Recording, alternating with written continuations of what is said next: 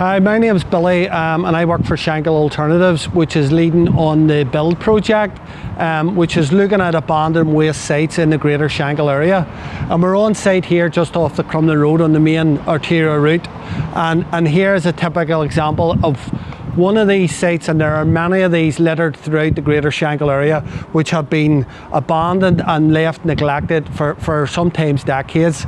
And you can see that actually the exterior fence is completely gone, and it then becomes problems for dumping, lighting fires, antisocial behaviour, and more importantly, a danger to residents who live very nearby.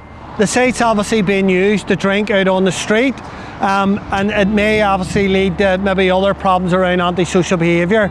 And obviously the concern is that it's so close proximity to actually pensioners' bungalows and other residents in the area that they're undoubtedly going to be affected by this. So another problem that these abandoned sites cause is the weeds have left to grow into such a height that they then really become a very dangerous hazard if fires are lit at this site. You can see how close it's right up to the adjacent buildings.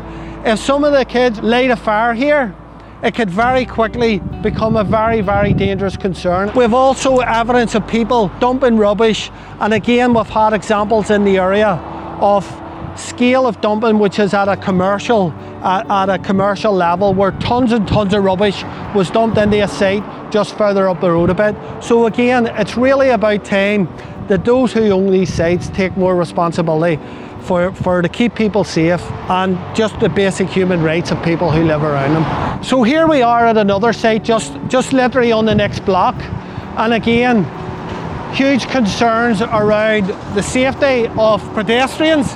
You can see that the weeds have grown to such an extent, at such a height, that they're actually inhibiting the footpaths. And you can see here, it's literally tied together with almost practically a piece of string and tied to what is supposedly a secure fence. Here we have again fencing that's ready to come off. And again, someone has just came along, and understandably, because of the state of this place, who cares about the area, who gives a damn about the area, I might as well just dump more rubbish onto the site. As I say, God knows what sort of materials or hazardous wastes are amongst that. But really, this is the essence of what Build is trying to do.